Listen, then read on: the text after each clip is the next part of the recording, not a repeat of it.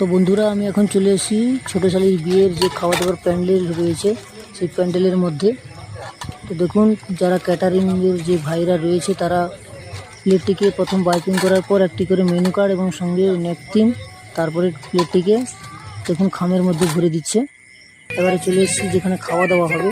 Table ready করা রয়েছে, প্রত্যেকটা টেবিলে দেখুন পেপার বিছানা রয়েছে, সঙ্গে প্রত্যেকটা সিটে একটা করে বিসলারি জলের বোতল এবং ছোট একটা পাত্র দেওয়া আছে দেখুন কালো রঙের।